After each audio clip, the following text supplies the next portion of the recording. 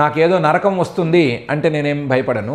నరకం వస్తుంది అని భయపడి నేనేమి నీకు తలకాయ సమర్పించటం లేదు. నా పదవి ఊడిపోతుంది అని నేనేం భయపడట్లేదు. ఊడిపోతే పోతుంది, దాని గురించి చింత లేదు. నువ్వు నా కాళ్ళు చేతులు కట్టిచ్చేసావు అని కూడా నేనేం భయపడటం లేదు.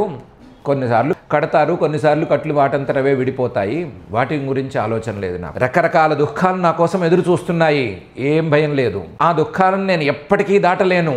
దాటడం అనేది చాలా చాలా చాలా కష్టం. దానివల్ల కూడా నాకేం భయం లేదు. ఇప్పుడు ఇంద్రసింహాసనం నుంచి కింద పడిపోయి నాకున్న రాజ్యం కూడా ఊడిపోయి నా చేతిలో చిల్లి గవ్వ లేకపోయినా సరే, నేను పూర్తిగా దరిద్రుణ్ణి అయిపోయినా సరే నాకేం భయం లేదు. ఎలా ఉన్నా సరే నేను హాయిగా ఉండగలను. నువ్వు నా కాళ్ళు చేతులు కట్టేశావు కదా, ఇక మీద నన్ను తీసుకెళ్ళి ఎక్కడో పారేస్తావని కానీ, లేకపోతే నన్ను ఏదో శిక్షిస్తావని కానీ, దండిస్తావని కానీ, ఇలాంటి భయాలు కూడా నాకేమీ లేవు. కానీ ఒకే ఒక్క భయం ఉంది.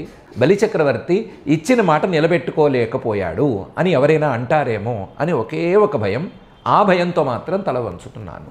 3 అడుగులు ఇస్తానని చెప్పి తర్వాత పరిస్థితులు మారినా ఏమైనా సరే మాట మాత్రం నిలబెట్టుకోలేకపోయాడు, 2 అడుగులే ఇవ్వగలిగాడు అనే మాట మాత్రం నాకు ఇష్టం లేదు. ఆ మాట వస్తుందేమో అని మాత్రం నేను భయపడుతున్నాను.